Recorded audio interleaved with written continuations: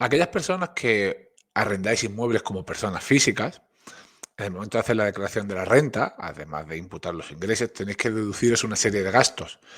Y algo muy controvertido a la hora de hacer la declaración de la renta es la diferencia que existen entre los gastos de conservación y de mejora. ¿Por qué? Porque su imputación es diferente, mientras que los gastos de conservación generalmente se imputan de manera total en ese ejercicio, los gastos de mejora son considerados un mayor valor de adquisición del inmueble y se amortizan junto con el inmueble, generalmente un 3% anual. La diferencia entre uno y otro, en principio, es clara. Y digo en principio, los gastos de mejora son aquellos que suponen una mejora en el inmueble y se consideran inversiones.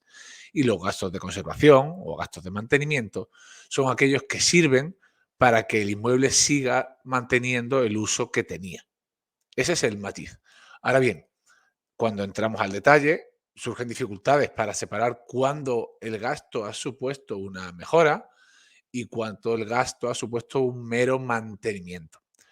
Para aclarar esto, voy a dar un pequeño listado de gastos en los que la Dirección General de Tributos ya se ha pronunciado, por lo que en principio, y el en principio siempre lo matizo, no deberían ser objeto de controversia, es decir, gastos que siempre han de ser considerados como de conservación o mantenimiento y gastos que han de ser considerados mejora o inversiones.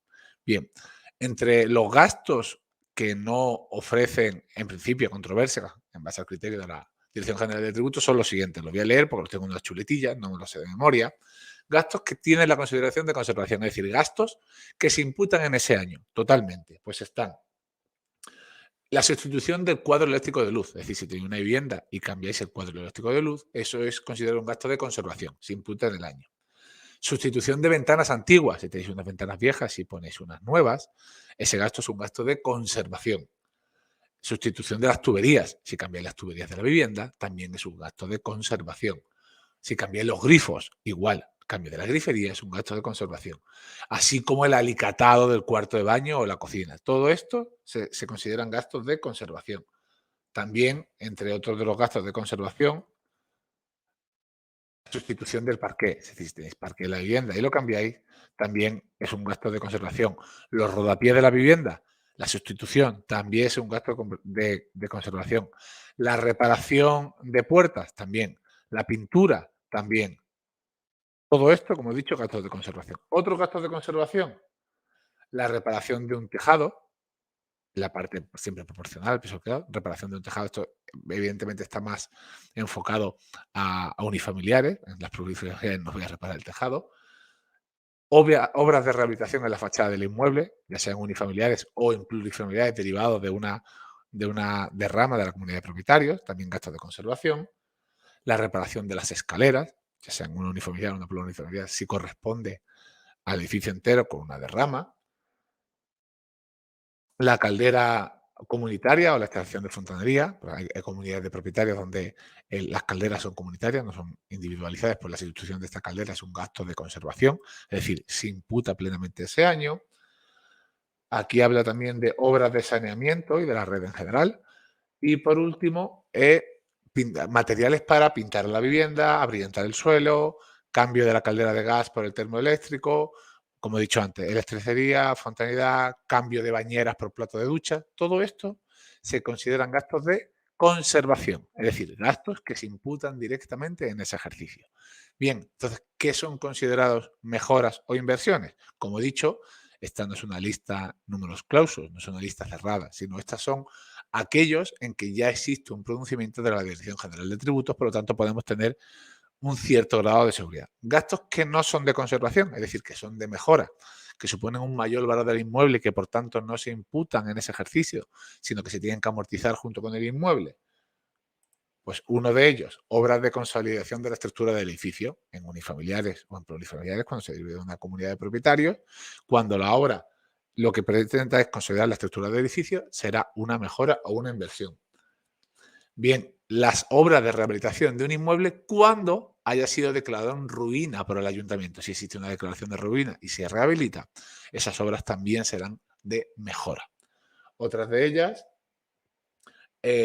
obras de acondicionamiento en un terreno donde se va a construir posteriormente. Esto no hace falta que lo dijese, es muy lógico, pero eso todo de las consultas vinculantes que existen de la Dirección General de Tributos. Otra de ellas habla de instalación de plataformas salvaescaleras entre el portal de la finca y el ascensor para personas con discapacidad y eliminación de barreras arquitectónicas. En unifamiliares, si ponéis este acceso para minusválidos, o en plurifamiliares, si de ello se deriva una derrama en la cuota de comunidad de propietarios. Luego habla de la adquisición de electrodomésticos. Aquí habría que diferenciar cuando esa adquisición de electrodomésticos a considerarlo un bien mueble o cuando el mismo se incorpora al mayor valor del inmueble. Es un matiz que aquí no nos especifica, pero ya no lo dice. Por otro lado, bueno, habla de indemnización al arrendatario. Esto es cuando, para aquellos que tengáis un contrato de arrendamiento y el inquilino tengáis que hacerle una indemnización para que se vaya de la vivienda. Ese sería ese caso. Vamos a ver otra por aquí. Esta no nos interesa. Obras de tratamiento y saneamiento de los pilares dañados del edificio. De nuevo, en unifamiliares más es claro, en plurifamiliares cuando existe una derrama. Y obras de aislamiento térmico de la vivienda para eliminar la condensación y formación de moho. Como vemos, estas que he dicho son obras de mejora. La mayoría de los gastos parece que nos los encauza hacia las obras de conservación y mantenimiento más que a los de mejora. Y esto es importante no solo de cara al arrendamiento, como los que estamos hablando aquí, sino, y hablaremos de ello en un próximo vídeo, para aquellos que hagan flip housing, cuando tú compras una vivienda y luego la vendes, cuidado, porque los gastos de conservación y de mantenimiento no van a suponer un mayor valor de compra. Entonces, eso lo explicaremos en otro vídeo. Pero como estamos en arrendamiento, aquellos gastos que tengáis, como he visto, que sean de conservación o mantenimiento, los que hemos dicho, serán plenamente deducibles. Hemos dado una lista más o menos cuáles son estos gastos y de cuáles no. No es una lista cerrada, pero espero que sea de utilidad a la hora de poder imputar los gastos. Importante, lo he comentado en otros vídeos, para que no os den problemas desde el punto de vista de la agencia tributaria. Lo ideal es que de todos estos gastos tengáis una factura a vuestro nombre y en la que se indique la dirección del inmueble, ya bien sea la dirección de la factura o en otro campo, lo ideal es la dirección de la factura de el inmueble que ha soportado estos gastos para poder ser deducibles fácilmente. Así que si hay algún otro gasto que se me haya escapado y que del que conozcáis alguna consulta vinculante, porque solo he hablado de gastos en los que existen consultas vinculantes o de las que yo he encontrado. Si conocéis algún otro gasto del que tengáis una consulta vinculante o una sentencia, ponérmelo en los comentarios, que me encantará saberlo. Si os ha gustado el vídeo, como siempre digo, suscribiros al canal, compartirlo y nos vemos próximamente. Así que hasta otra.